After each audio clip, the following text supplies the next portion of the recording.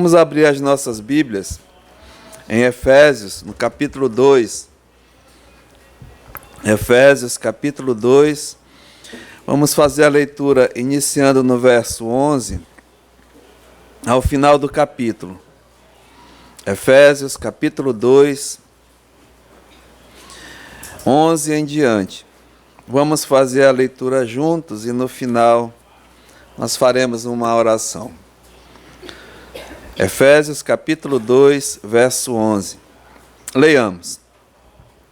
Portanto, lembrai-vos de que outrora vós, gentios na carne, chamados incircuncisão, por aqueles que se intitulam circuncisos na carne, por mãos humanas, naquele tempo, estáveis sem Cristo, separados da comunidade de Israel e estranho às alianças da promessa, não tendo esperança e sem Deus no mundo. Mas agora, em Cristo Jesus, vós que antes estáveis longe, fostes aproximados pelo sangue de Cristo.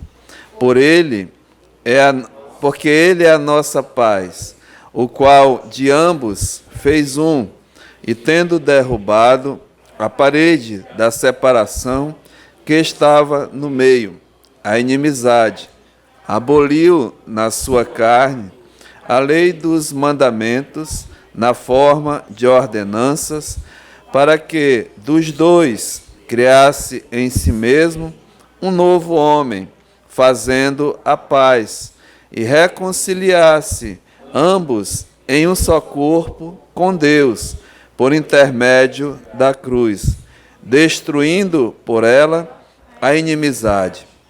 E vindo, evangelizou paz a vós outros que estáveis longe, e paz também aos que estavam perto, porque por ele ambos temos acesso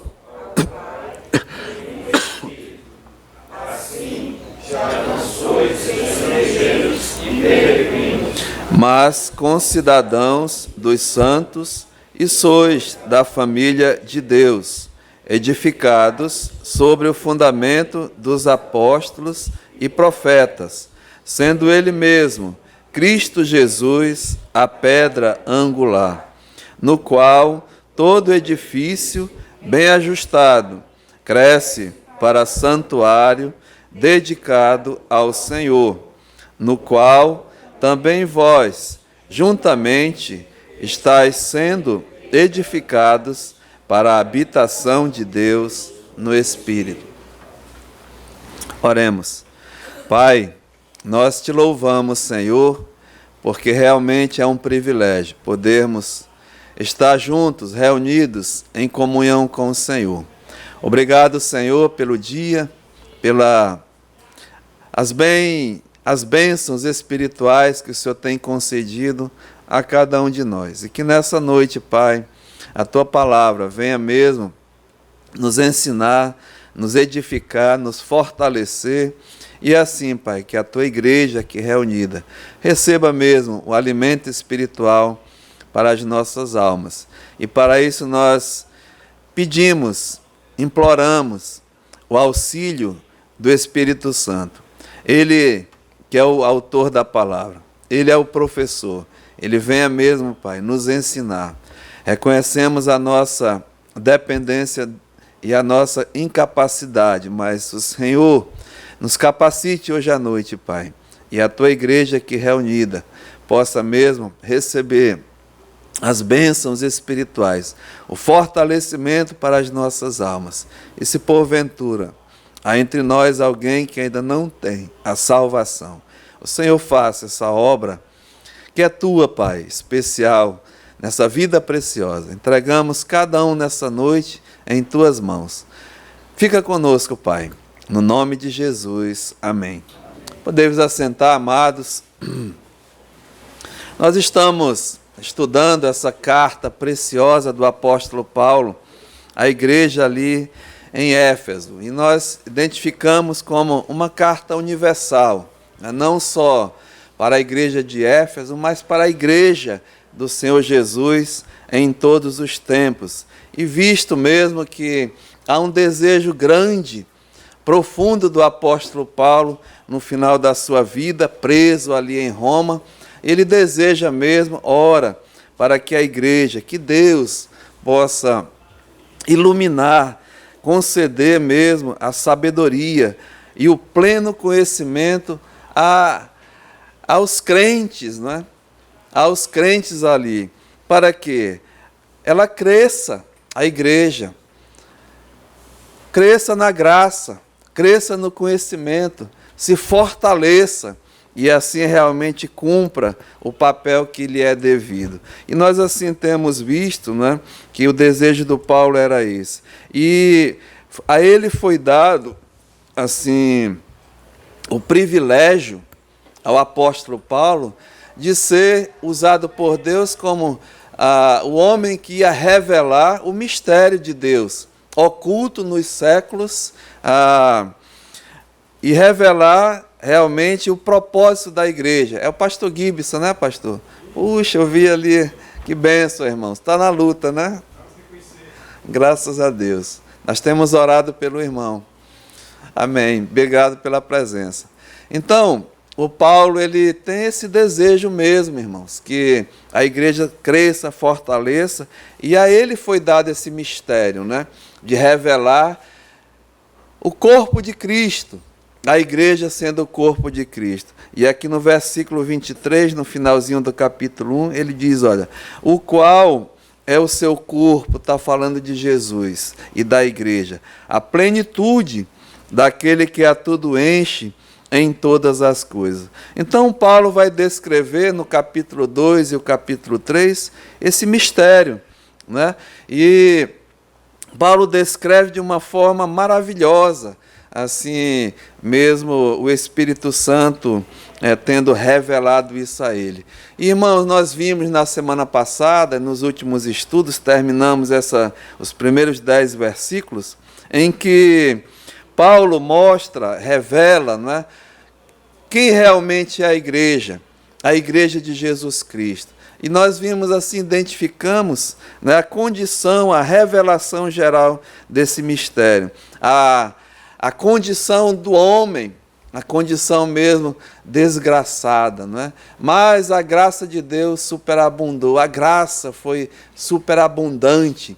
E não só isso, mas a glória de Deus. Mas aqui na sequência, no versículo 11, ele continua, né? Ainda assim aprofundando mais ainda, e a gente começa a ler com cuidado, e Paulo mostra ainda mais, né, a condição de um povo, que ele identifica aqui como os gentios, né? Não só ele mostrou a condição geral para todos, mas agora ele mostra um povo específico. E aqui ele diz no verso 11, olha, portanto, lembrai-vos de que outrora, vós, gentios. Então, esse povo gentil não era um povo mesmo que Paulo descreve aqui, olha, vamos ver, né, as características desse povo. Ele diz, olha, gentios na carne, chamados de incircuncisão por aqueles que se intitulam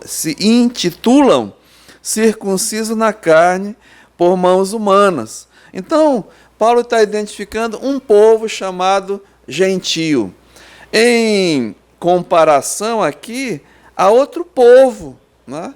E esse outro povo que ele diz aqui, olha, chamado em circuncisão por aqueles que se intitulam circunciso. Então mostra aqui, né, que há uma comparação de dois povos, e nós queremos ver como isso é importante, o pensamento desse homem. Ele queria dizer que, além da condição geral de todos os homens diante de Deus, nos primeiros versículos, que nós já nascemos mortos em ofensas, em delitos, em pecados, espiritualmente falando, mas tinha dois povos, né, aqui. Um que se identificava circunciso, que era o povo de Deus, e nós vamos ver, e nós lemos, que era um povo que estava perto das coisas de Deus. E um, né, considerado não judeus, que eram os gentios, que estavam longe, além da situação geral, mas esse povo ainda era um povo assim, separado, não só, vamos dizer assim, socialmente, né, mas espiritualmente. Então, é bem claro isso. Olha. Então, vamos ver aqui, né? Quem era mesmo esse povo chamado gentio? Está aqui, olha. Gentios na carne, chamados incircuncisão por aqueles que se intitulam circunciso na carne por mãos humanas.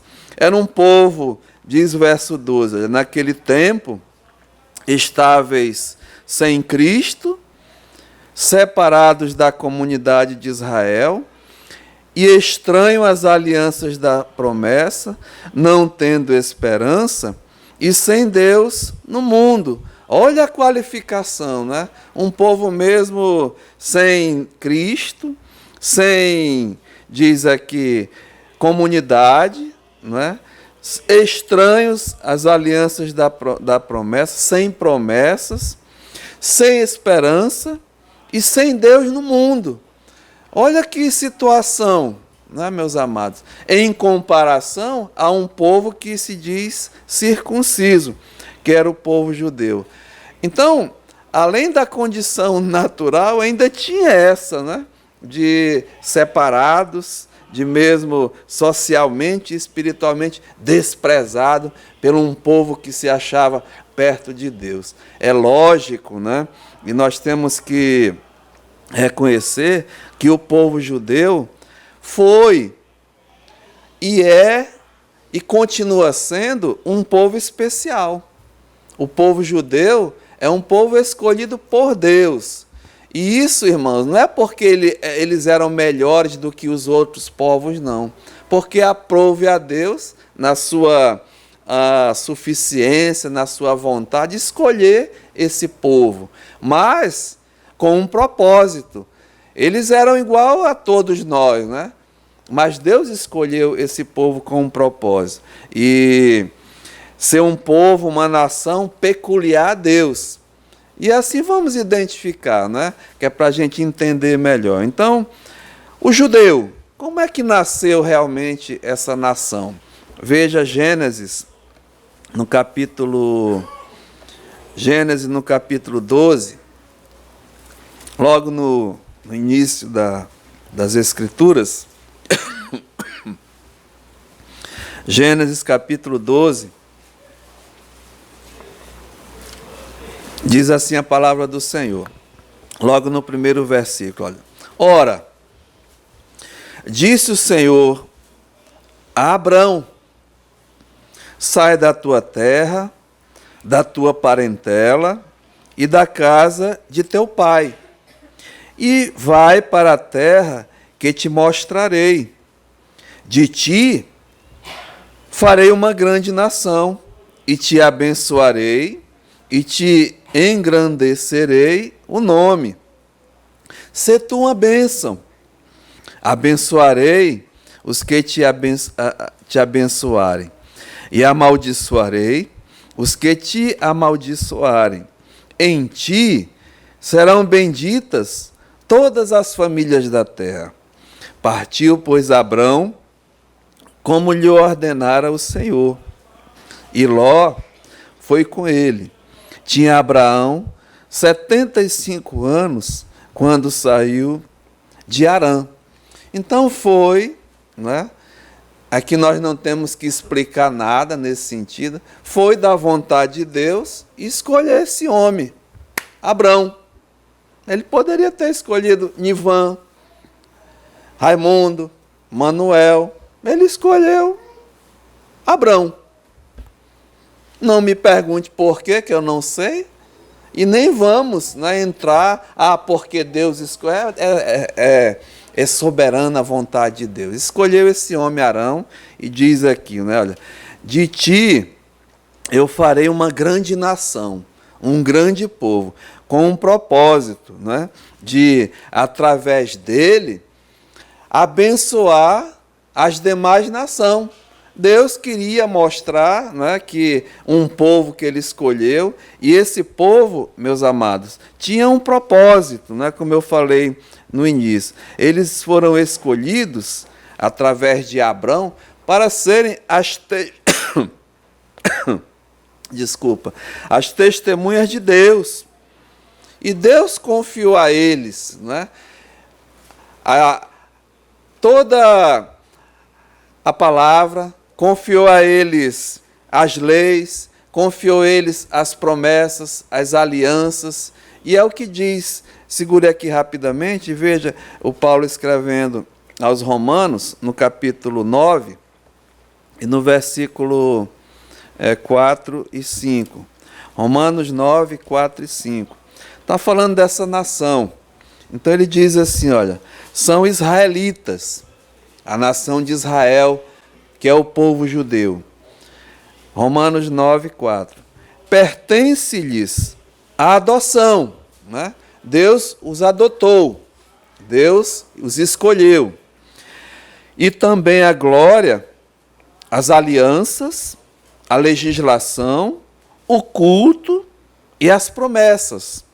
São deles os patriarcas e também descende o Cristo, o Messias, o Salvador, segundo a carne, o qual é sobre todos, Deus bendito e para todos sempre. Amém. Então, foram privilegiados, né, em Abrão, quando Deus o chamou. E Abrão obedeceu essa voz de Deus. Então, preste atenção que o princípio vale para todos.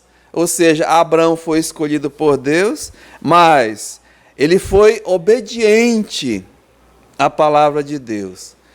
Guarde bem esse princípio de obediência a Deus, obediência à palavra de Deus. E esse homem, veja, foi chamado com 75 anos, né? Mas ele obedeceu, e a gente viu aqui que ele saiu de Ur dos Caldeus, né? A família, pararam ali em Harã, nessa terra, e depois Deus os enviou à terra de Canaã, a terra que ele ia peregrinar, e Deus ia dar como herança a esse povo. Chega no capítulo 17, olha, capítulo 17, e o verso 1 diz assim: Quando atingiu Abrão a idade de 99 anos, né? Deus chamou ele com 75, agora com 99 anos, apareceu-lhe o Senhor. Então, a gente aprende alguma coisa, né? Deus é o tempo de Deus. Tem que ter paciência de esperar aquilo que Deus determina. O tempo é de Deus, não é meu nem teu, né? Então Abraão obedeceu e esperou. Então, olha, nós somos imediatistas, né? A gente quer tudo para ontem. Orei, pedi, não é assim, né? Esse homem esperou, foi chamado, né, com 75 anos por Deus. Depois, praticamente 25 anos depois, né, quase 100, 24 anos, apareceu-lhe o Senhor e disse-lhe: Eu sou o Deus Todo-Poderoso, anda na minha presença e ser perfeito. Olha o pedido de Deus, lá com 75, né? Ser tu uma bênção, Abraão. E agora ele diz, olha, anda na minha presença e ser perfeito. Irmãos, é isso que Deus requer daqueles que Ele chama, né? E se Ele te chamou, tem propósito na sua vida, ser uma bênção. E através de ti e de mim, abençoar muitos, né? Mas cabe a nós a responsabilidade primeiramente com Deus, de obedecê-lo e, como ele diz aqui, né, aguardar que Deus prepare tudo para nós e esperar e confiar nele, né? Assim foi Abrão. E olha, esse homem como Deus fez na sua vida. Verso 2: farei uma aliança entre mim e ti. Deus está dizendo que vai fazer uma aliança entre ele, né, e Deus. E te multiplicarei extraordinariamente. Prostrou-se Abrão, rosto em terra, e Deus lhe falou: quanto a mim, será contigo a minha aliança, serás pai de numerosas nações. Abrão já não será o teu nome, e sim agora Abraão, né? Foi Deus que mudou o nome dele para Abraão. Porque por pai de numerosas nações te constituí, far-te-ei fecundo extraordinariamente, e de ti farei nações, e reis procederão de ti. Estabelecerei a minha aliança entre mim e ti, e a tua descendência no decurso das suas gerações. Aliança, veja, perpétua, para sempre, para ser o teu Deus e da tua descendência. Dar-te-ei a tua descendência a terra das tuas peregrinações, toda a terra de Canaã em possessão perpétua, e serei o teu Deus. Então Deus escolheu, né? Aprove a ele escolher Abraão como o pai da nação que Deus tinha preparado, para através dessa nação abençoar e mostrar mesmo as grandezas de Deus. Essa era a responsabilidade deles. Esse era um privilégio deles. E tem mais, né? Deus disse assim, olha, disse mais Deus a Abraão: guardarás a minha aliança, tu e a tua descendência, no decurso das suas gerações. Era a ordem de Deus para esse povo. Esta é a minha aliança que guardareis entre mim e vós, e a tua descendência. Todo macho entre vós será circuncidado. Deus marcou esse povo, né? E a marca era a circuncisão. E o que era isso? Diz aqui, olha: circuncidareis a carne do vosso prepúcio. Será isso por sinal de minha aliança entre mim e vós. A marca, né, desse povo. O que tem 8 anos, aliás, 8 dias, será circuncidado entre vós. Todo macho, nas vossas gerações, tanto escravo nascido em casa, como comprado a qualquer estrangeiro, que não for da tua estirpe. Com efeito, será circuncidado o nascido em tua casa e o comprado por teu dinheiro. É a minha aliança, estará na vossa carne e será aliança perpétua. Veja o verso 27. E também foram circuncidados todos os homens de sua casa, assim os escravos nascidos nela, como os comprados por dinheiro ao estrangeiro. Irmãos, Deus, né, queria mesmo separar esse povo, e a marca de Deus foi a circuncisão. E nós vemos aqui que Deus, né, ele não faz acepção de pessoas. Os que estavam, então, a esse povo foi mesmo dado esse privilégio, como eu falei antes, as alianças, as promessas, a lei, e deles descendeu o Cristo, né? Então, eles se achavam, né, e nós assim vemos em toda a história do povo judeu, realmente um povo abençoado, um povo especial, e sabemos toda a história. E hoje, eles ainda são, sim, né? Mas eles falharam, irmãos. infelizmente, né?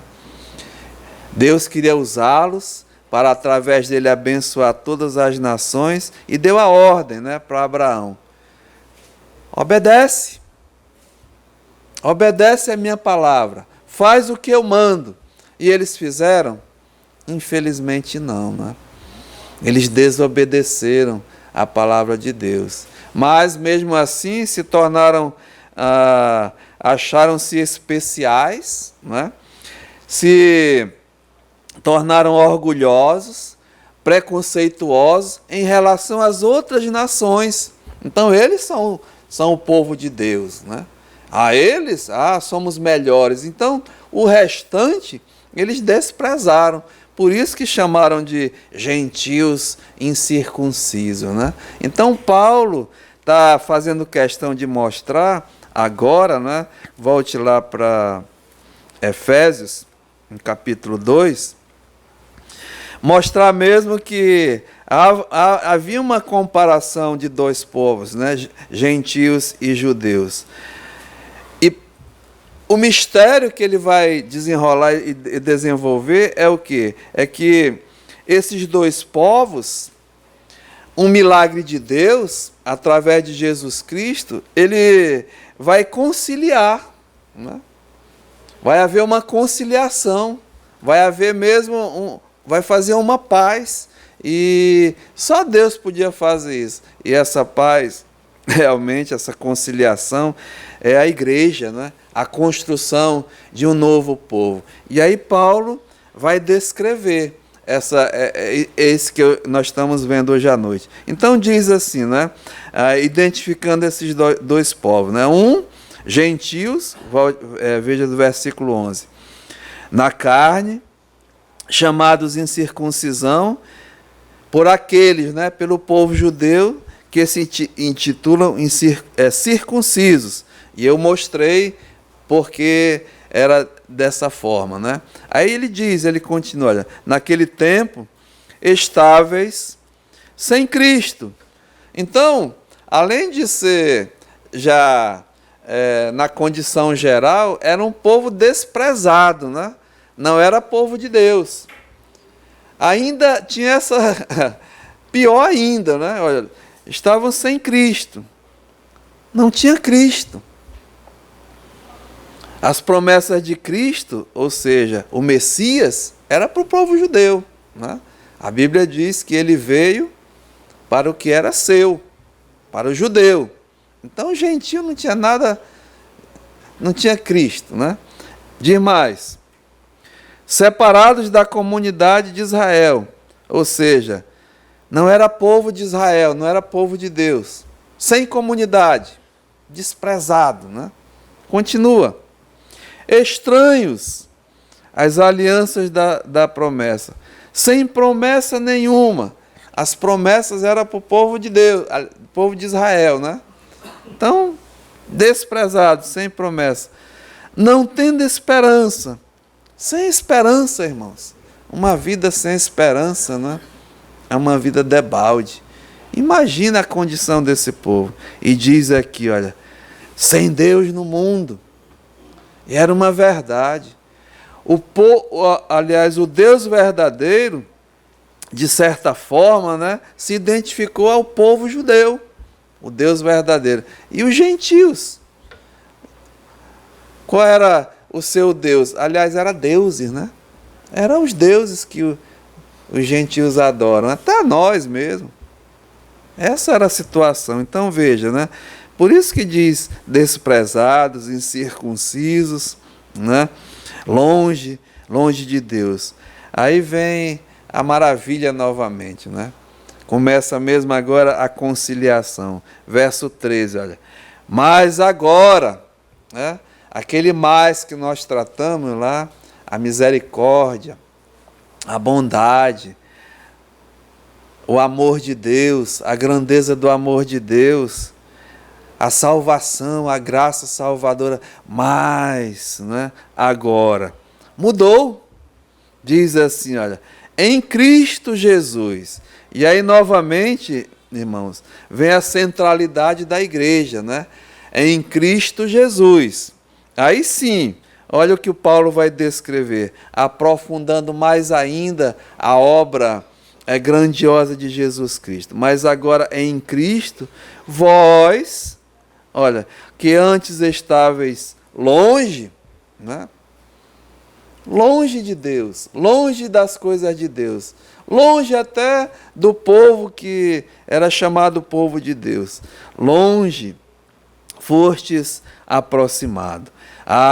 Agora uma aproximação, né? E aqui diz quem mesmo causou essa aproximação. Diz assim, olha, mas antes, vós que estáveis longe, fostes aproximados pelo sangue de Cristo. É o sangue de Jesus Cristo que voltou, né, nos aproximou novamente de Deus. Por isso que Paulo, em Efésios, no capítulo 1, no verso 7, nós lemos assim, olha, Efésios 1, 7, bem próximo. No qual, ou seja, em Cristo, né, ele está falando da pessoa de Jesus Cristo, temos a redenção. Fomos remidos, fomos comprados. E aqui diz, olha, pelo seu sangue. O preço, a compra, o valor foi o sangue de Jesus Cristo para a remissão dos pecados, para o perdão dos pecados e segundo a riqueza da graça de Deus. Então, quando Paulo diz, volte lá, né? Porque antes, agora fostes aproximados pelo sangue de Cristo, fostes comprados, porque Ele é a nossa paz. Então veja os passos, né? A compra, a obra redentora nos aproximou de Deus através de Jesus Cristo, porque Ele agora é a nossa paz. E nós vamos ver a descrição, né? O qual de ambos fez um. Aí está falando dos dois povos, né? De ambos fez um. E tendo derrubado a parede da separação que estava no meio, a inimizade. Então, os passos mesmo que Deus está mostrando, o apóstolo Paulo, do que a igreja realmente é formada, né? É em Cristo, nós estávamos longe, a Bíblia diz, né? Separados, estranhos, sem promessas, sem mundo, e o pecado criava uma barreira de separação entre nós e Deus, diz aqui, né? E através de Jesus Cristo, Ele fez a paz de ambos, tendo derrubado a parede da separação que estava no meio, a inimizade. E veja, aboliu na sua carne a lei dos mandamentos na forma de ordenanças, para que dos dois criasse em si mesmo um novo homem, fazendo a paz. Então Jesus Cristo, a obra grandiosa de Jesus Cristo, não só nos aproximou, né, mas pacificou, nos trouxe a paz, porque antes estávamos separados de Deus, estranhos às alianças. E a própria palavra de Deus diz, né, a lei que foi dada aos judeus, através de Moisés, a vontade de Deus para todos nós, demonstrava a nossa condição de inimizade, né, diante de Deus, porque a lei, simplesmente, ela dizia, olha, não faz, né, não faça, e o homem faz, o homem pratica, e a lei nos condenava, né, a lei se tornava maldita para nós, porque a lei me condenava, mas a lei não me dava nenhuma condição de reverter esse quadro. Ela só dizia, olha, não faz. Mas a lei não tinha o poder de transformar, de me dar a capacidade de cumpri-la, né? Por isso que ela se tornava uma maldição para mim.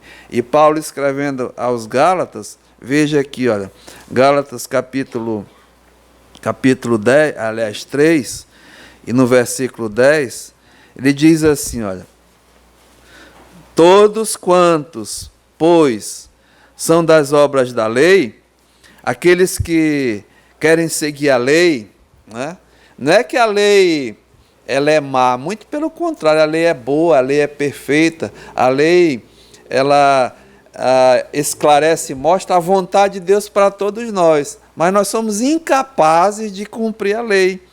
E por isso que nós vamos ler aqui, né, se você ou eu se propor a viver pela lei e tropeçar em um só ponto da lei, se torna o quê? Maldito, né? Condenado. E é isso que ele está dizendo. Todos quantos, pois, são das obras da lei, estão debaixo de maldição. E sabe, irmãos, ainda existe, né, nesse mundo, vamos dizer assim, religiões, seitas e até igreja, ensinando, né, que nós devemos assim guardar a lei para a nossa salvação, para a nossa justificação. O professor Nivan, pastor, dá aula lá de heresiologia, né? E tem uma igreja grande, mundial, que eles mesmos dizem, se não guardar tal mandamento, né, não vai para o céu. E impõe. É impossível. A Bíblia diz, né? Eu acho que é Tiago, deixa eu ver, não lembro agora, mas vou já achar. Tiago 4, por isso que é bom, né? Tem um monte de teólogo aqui. Tiago 2, 10, não é 4 não. Divide por 2, né? Tiago 2,10, olha. Pois qualquer que guarda toda a lei, até uma pessoa que se propõe, né, diz, guarda toda a lei, mas tropeça em um só ponto,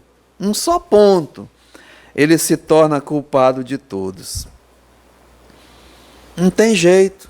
Lembra daquele homem, um jovem rico, né? Ele teve um encontro com o Senhor Jesus e ele disse: bom mestre, que farei para herdar a vida eterna? Jesus disse: olha, tu sabe os mandamentos, né? Tu conheces os mandamentos. Aí ele disse: bom mestre, eu tenho guardado, né? Eu tenho cumprido desde a minha mocidade. E Jesus, a Bíblia diz que olhou para esse jovem e o amou.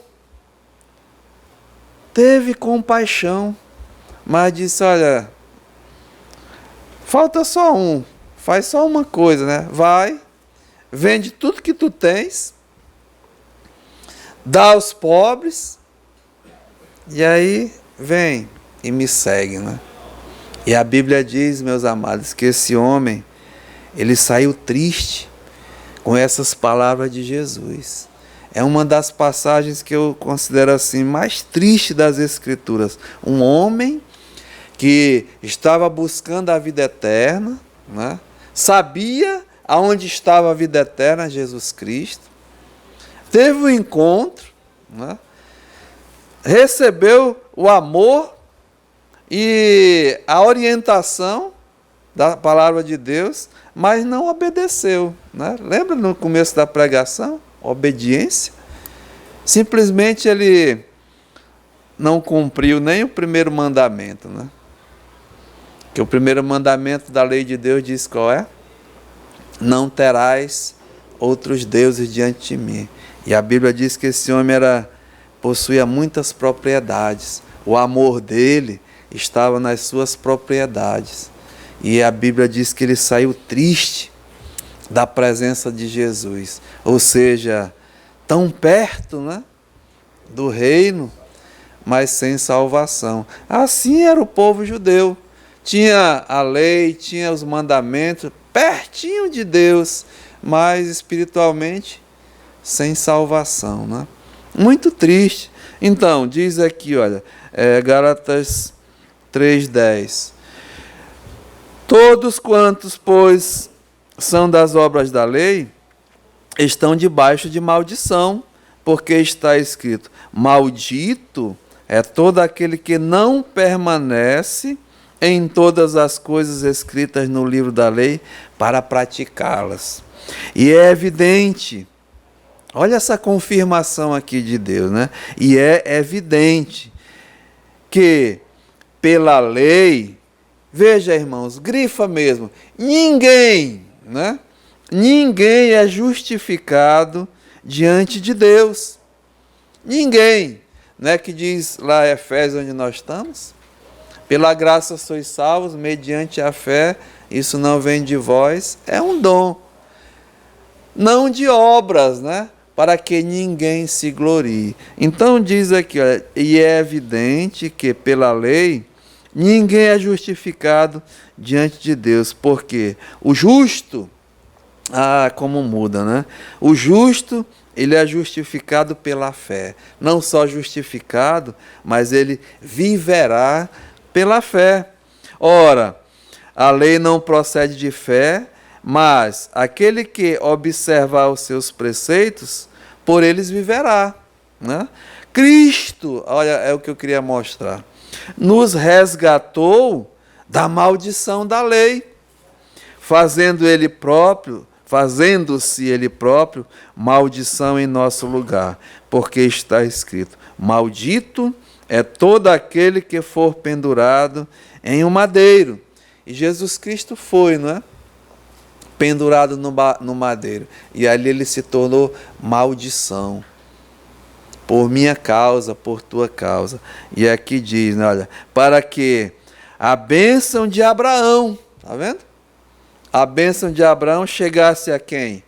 Aos gentios, né? A todos nós em Jesus Cristo, a fim de que recebêssemos pela fé o Espírito prometido. Então, irmãos, vai clareando. Então, quando o Paulo volte lá para Efésios, no capítulo 2, quando ele diz assim no versículo 15, né? Aboliu na sua carne, ou seja, Cristo, né? A lei dos mandamentos na forma de ordenança, para que dos dois criasse em si mesmo um novo homem, fazendo a paz. A paz verdadeira. A paz que Deus dá verdadeiramente, né? E ele continua, olha, e reconciliar-se, ou seja, ele fez a aproximação pelo seu sangue, né? A pacificação pela obra redentora lá no Calvário, e agora a reconciliação, né?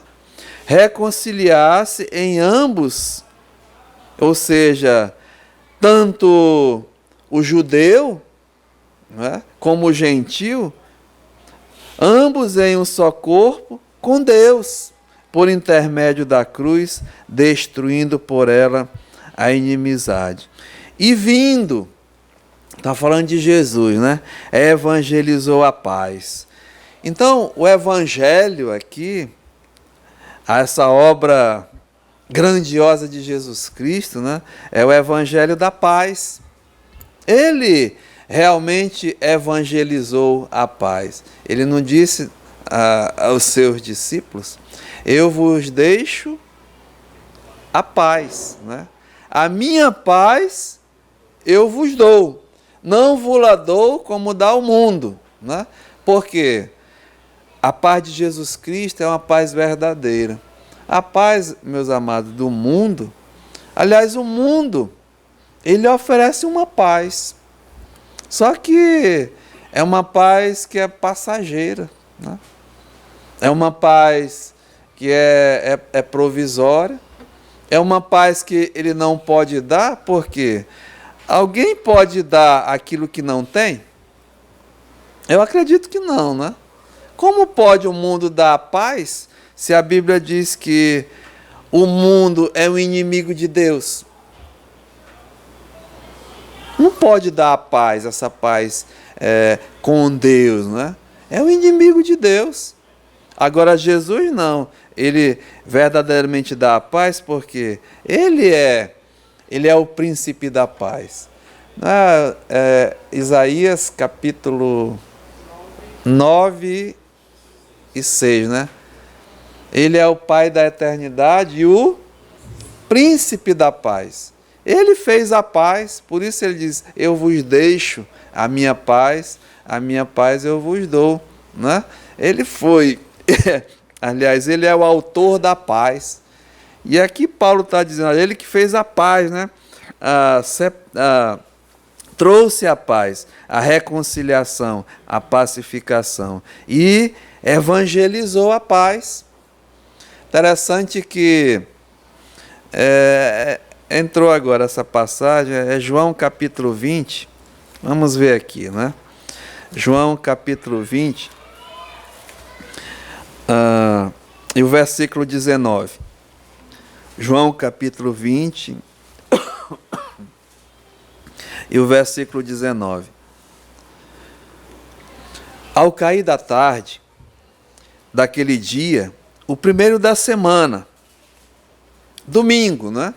O domingo da ressurreição. Trancadas as portas da casa onde estavam os discípulos, veja, com medo dos judeus.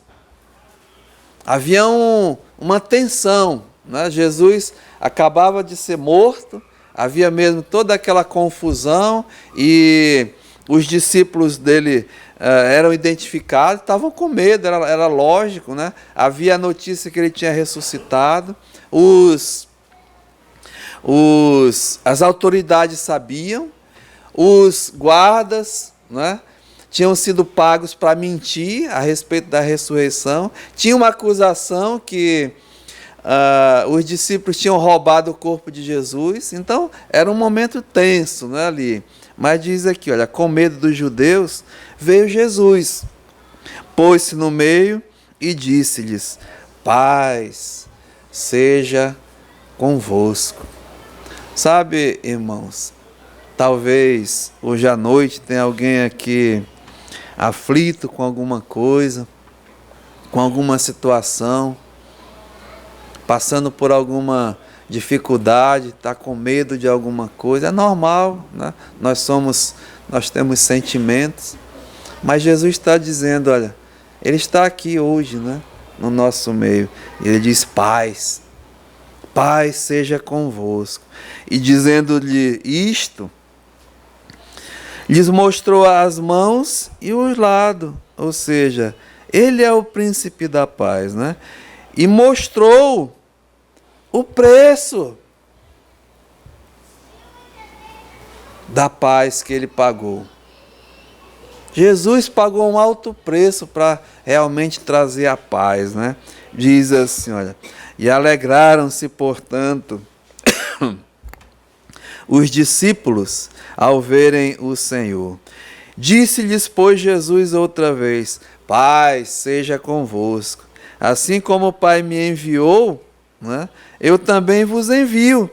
Então, quando Ele veio e evangelizou a paz aos que estavam longe, Ele deu também um propósito àqueles que receberam a paz, para levar essas boas novas, né, da paz. Então você e eu, que já temos essa paz, temos esse propósito, né, essa ordem, como Jesus disse aqui, olha, e evangelizou paz a todos, né, e também diz, eu vos envio. E havendo dito isto, soprou sobre eles e disse-lhes, recebei o Espírito Santo. Se de alguns perdoardes os pecados, são-lhes perdoados. E se lhes retiverdes, serão retidos. As boas novas da salvação, né? É o Evangelho da paz. Então, volte lá para Efésios, no capítulo 2, diz aqui, né, verso 17, e vindo, evangelizou a paz a vós outros. Veja, que estáveis longe, né? Um povo gentil, que nós identificamos no início da mensagem, né? Longe, afastado de Deus. E também paz aos que estavam perto, né? Aos próprios judeus. mesmo eles que tinham as promessas, tinham as alianças, mas espiritualmente estavam longe, né? Perto do reino, mas sem salvação. Então, Jesus Cristo, ele uniu, né?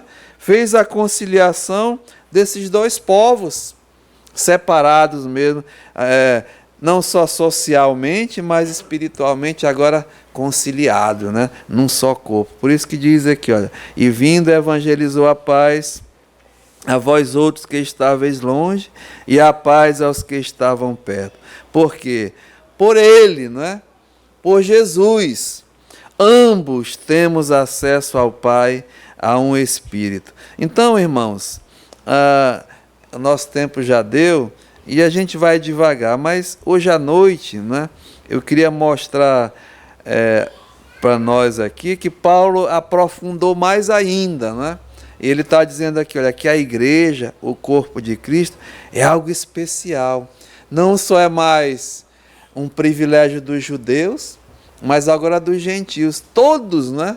Sem acepção de pessoas, através de Cristo, temos o privilégio e assim de participar, né? Agora conciliados como um povo só, o povo de Deus, como Paulo diz assim, olha, verso 19. Assim, já não sois estrangeiros e peregrinos, mas agora concidadãos dos santos e sois da família de Deus. Passamos a ser agora uma construção de Deus, né? Um edifício de Deus. E como tem muito material, eu vou deixar para a próxima semana, mas só para ler aqui, olha. Sois da família de Deus, edificados sobre o fundamento dos apóstolos e dos profetas. A fundação desse edifício, né, é Cristo. Que ele diz aqui, olha, o mesmo se tornou a pedra angular, a principal, aonde o edifício, esse edifício espiritual que é a igreja, está bem ajustado, né? E cresce para o santuário dedicado ao Senhor, no qual também vós, juntamente, estáis sendo edificados para a habitação de Deus no Espírito. Que Deus possa, assim, nos animar, não é, irmãos?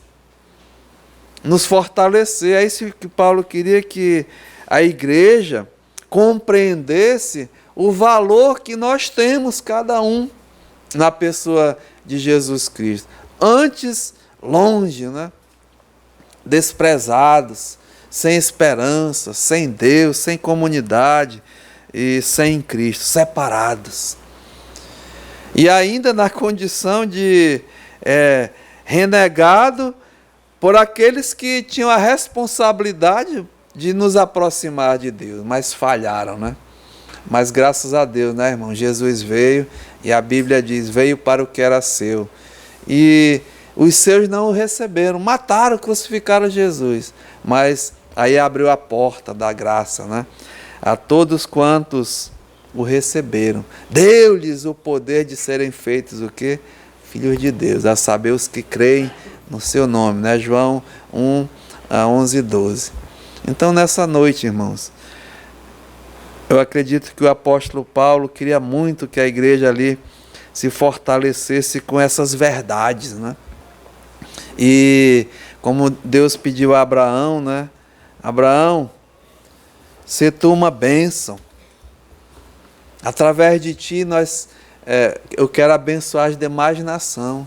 Falharam, mas agora Deus assim nos colocou dentro do seu corpo, a igreja, e pertence a nós agora, né? Evangelizar, levar as boas novas, o evangelho da paz, àqueles que ainda estão perdidos. E nós, irmãos, sermos fortalecidos, porque você e eu somos filhos de Deus, concidadão dos céus, edificados, né? Já tudo pronto, preparados, e assim, enfrentando esse mundo de perdição mesmo, enfrentando o diabo, enfrentando a nossa própria carne. Vamos nos animar, nos fortalecer e crescer. E enquanto estivermos aqui, irmãos, não vamos desistir não, sabe? Passaremos por lutas, por aflições, por tribulações, por dificuldade. Mas tem de bom ânimo, né? Jesus diz, eu venci o mundo. Pai, nos ajuda, Senhor. E aqui mesmo reconhecer e lembrar, como o teu servo queria que a igreja ali de Éfeso lembrasse, que outrora éramos mesmo incircuncisos, desprezados, renegados, sem Cristo, sem esperança, sem as alianças da promessa, sem Deus nesse mundo. Mas agora, como mudou, mas Deus mudou essa nossa triste condição e assim nos dá o privilégio de sermos aproximados, sermos mesmo pacificados, sermos colocados como concidadãos dos céus, pertencer à família de Deus. E assim, Pai, estamos nesse edifício, crescendo, desenvolvendo, amadurecendo, para finalmente habitar com o Senhor para todo sempre. Nos ajuda, nos fortalece, Pai, nos anima, aceita a nossa gratidão. No nome de Jesus, amém. Amém.